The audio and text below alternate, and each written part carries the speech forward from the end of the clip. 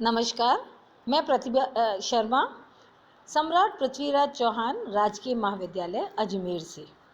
आज की चर्चा का विषय है कृषि, अर्थात कृषि से हम समझते क्या हैं, उसका अभिप्राय क्या है तथा साथ ही साथ उसके वर्गीकरण के बारे में, उसकी रूपरेखा को हम जानेंगे। So the topic for the day is about agriculture. What does the term agriculture implies to, and also the broad outline of classification will be discussed about. So first of all, meaning. सर्वप्रथम अभिप्राय की बात करते हैं। कृषि अंग्रेजी भाषा के शब्द एग्रीकल्चर का रूपांतरण है, जबकि एग्रीकल्चर शब्द जो है वास्तव में लैटिन भाषा के एग्री प्लस कल्चरा से लिया गया है। एग्री से अभिप्राय क्षेत्र तथा कल्चरा से अभिप्राय जुताई से संबंधित है। So what does in fact agriculture means? The term agriculture is derived from the Latin language agri plus cultura. So the term agri refers to the area, whereas cultura means cultivating of the land. अतः कृषि से शाब्दिक अभिप्राय क्षेत्र विशेष की जुताई से है, जिसका प्रतिफल पौधे एवं खाद्य सामग्री की उपज है। Therefore, you can say that the term agriculture refers to the cultivation of a particular land, which finally results into the growth of crops and eatables. जंतुओं जैसे घोड़े, खच्चर, ऊंट, बैल आदि का उपयोग कृषि में जुताई, फसल कटाई, कृषि उत्पाद परिवहन हेतु किया जाता है।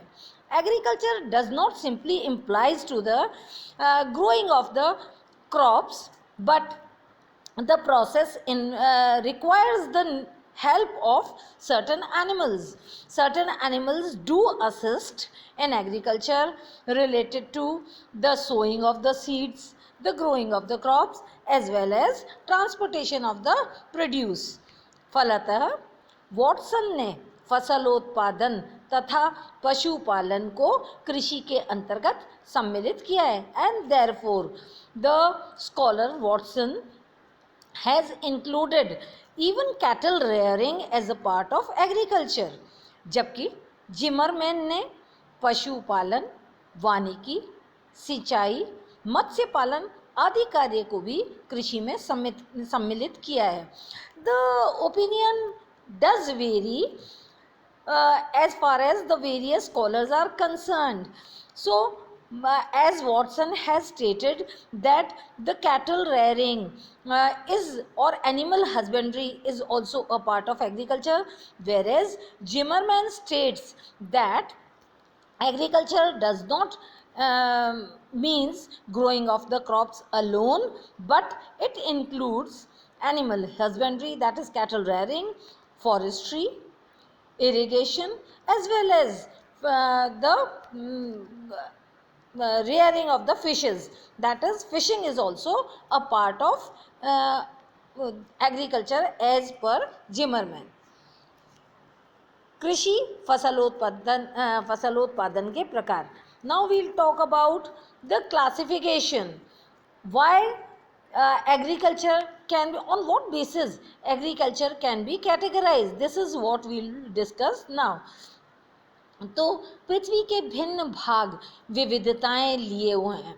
A wide diversity occurs in various agricultural lands of the world, agricultural regions of the world. परिणाम स्वरूप पृथ्वी तल के भिन्न भागों में कृषि का स्वरूप, उच्चावच भूमि की उपलब्धता, जलवायु में विशेषकर वर्षा की मात्रा, यद्यपि तापमान का भी अहम भूमिका है, तो वर्षा की मात्रा, मृदा उर्वरता, जनसंख्या, आर्थिक कारक तथा तकनीकी के द्वारा प्रभावित होते हैं. So the form of agriculture is in different parts of the world can be it exhibits a wide diversity. So what all factors do affect this diversity in the various agricultural lands of the world? So they are the relief features, the availability of the land, climatic conditions specifically, though temperature plays a vital role in the growth of the crops, but the specific feature is the amount of rainfall. Then comes the fertility of the land, the population, the number of population inhabiting the agricultural land, the economic factors, as well as the technical factors. So these are the factors basically that affect the agricultural format over the world. अतः कृषि को निम्न वर्गों में वर्गीकृत किया जा सकता है. So following these factors, the types of the type of agriculture can be as follows. So the basis of classification are different. This is what we are going to discuss now.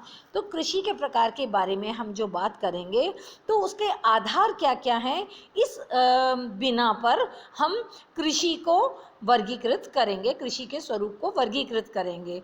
तो इसे हमने 4 वर्गों में रखा है, 4 आधार लिए हैं जिनके अनुरूप विश्व के भिन्न भागों में कृषि का स्वरूप भिन्न भिन्न देखने को मिलता है. So the various basis on which the classification of agriculture is done can be as first one, the availability of the land.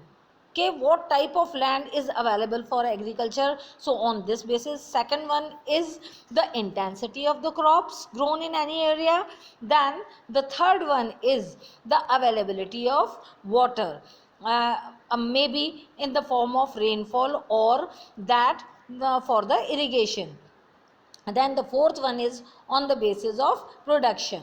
So these are the four groups into which the types of agriculture can be put. तो कृषि के प्रकार को हम 4 वर्गों में 4 आधार पर वर्गीकृत करेंगे. प्रथम है कृषि योग्य भूमि की उपलब्धता के आधार पर कि कितना भूभाग कृषि के अंतर्गत उपलब्ध है विश्व के भिन्न भागों में, उनका स्वरूप क्या रहेगा. दूसरा, शस्य गहनता के आधार पर, तो जो क्षेत्र विशेष में फसलों का उत्पादन किया जा रहा है तो ये फसलों की सघनता है या विरलता है, इसके आधार पर वर्गीकरण. तीसरा, जल उपलब्धता के आधार पर. ये जल उपलब्धता की जो बात हम कर रहे हैं इसके अंतर्गत वर्षा या सिंचाई दोनों ही प्रकार से जल की उपलब्धता को सम्मिलित किया गया है. और चौथा वाला वर्ग जो है उत्पादन के उद्देश्य के आधार पर, कि किस आधार पर उत्पादन किया जा रहा है उसके अनुरूप भी जो कृषि का स्वरूप है उसका वर्गीकरण संभव है. अब चारों के विषय की बात हम और कर लेते हैं कि इन चारों वर्गों की जो हमने चर्चा की इसके अंतर्गत हम किस तरह के कृषि स्वरूप को सम्मिलित करेंगे. So what all type of agricultural forms will be included when we have talked about the classification on different basis. So first of all, on the basis of land availability, it can be put into 2 groups, that is intensive agriculture and extensive agriculture. As the term intensive refers to, this means there is very dense cropping done because the piece of land, the agricultural land area is lesser, whereas extensive farming is done where there are vast stretches of agricultural lands. तो जो कृषि योग्य भूमि की उपलब्धता के आधार पर इन्हें हम 2 वर्गों में रखेंगे, गहन अथवा सघन कृषि.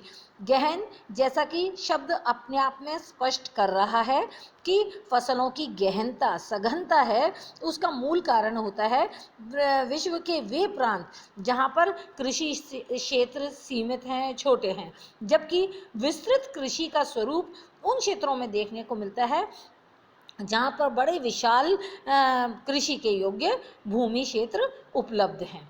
फिर दूसरा है शस्य गहनता के आधार पर, on the basis of crop intensity. What is included, the agriculture can B categorised into 3 forms. तो इसके अंतर्गत इसे 3 रूपों में हम वर्गीकृत कर सकते हैं। पहला है एक फसली कृषि, अर्थात ये शब्द अपने आप में स्पष्ट कर देते हैं कि फसल का स्वरूप कैसा होगा। एक विशेष प्रकार की फसल की उपज की जाती है क्षेत्र विशेष में, तो एक फसली कृषि प्रथम, द्वितीय द्विफसली कृषि और तृतीय बहुफसली कृषि। सो on the basis of crop intensity the form of agriculture can be categorized into three groups. First one is monocropping, that is single type of crop is grown. Then it is bicropping, that is double cropping. And the third one is polycropping, multiple cropping. तो तीसरे वाले में बहुफसली स्वरूप फसलों की अधिकता देखने को मिलती है, विविधता देखने को मिलती है। अब तीसरे वाले की बात हम करते हैं जल की उपलब्धता के आधार पर, on the basis of availability of moisture और water. On this basis it can be categorized into 3 subgroups. इसे 3 उपवर्गों में हम बांट सकते हैं। पहली वाली है कि कृषि का स्वरूप आर्द्र, यानी कि वर्षा की पर्याप्तता जहाँ पर है वहाँ आर्द्र कृषि का स्वरूप देखने को मिलता है। दूसरा है शुष्क कृषि, ये सामान्यतः जहाँ वर्षा का अभाव है, थोड़े जो मरुस्थलीय जैसे भूभाग हैं वहाँ शुष्क कृषि का स्वरूप देखने को मिलता है, और सिंचित कृषि का स्वरूप जहाँ पर सिंचाई के साधन उपलब्ध हैं। So on the basis of availability of water और moisture it can be the form of agriculture can be categorize into 3 sub groups, that is first is the humid agriculture, then it is dry farming and the irrigation farming. So these were on the basis of availability of water or moisture. So the fourth one is, अब हम चौथे की बात करते हैं, उत्पादन के उद्देश्य के आधार पर कृषि का क्या स्वरूप हो, इसे भी 3 वर्गों में रखा जा सकता है। पहला वाला है निर्वहन, यानी कि किसी स्थान विशेष के उपभोग की पूर्ति करने की दृष्टि से। दूसरा है व्यापारिक, जो कि व्यापार यानी कि इसमें मूलतः मुद्रादायिनी फसलें सम्मिलित होती हैं। और तीसरा है बागाती कृषि, तो ये सामान्यतः भूमध्य रेखीय क्षेत्रों में यह स्वरूप देखने को मिलता है। So the fourth one is on the basis of production, कि what should be the form of production. On this basis it can be categorized into 3 subgroups. First is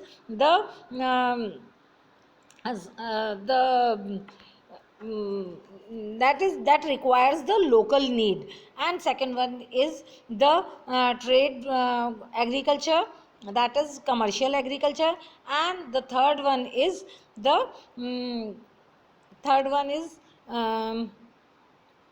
the plantation agriculture. So these are the first one is substantial. So these on the basis of production, the objective of production, they can be categorized into these 3 groups. Thank you.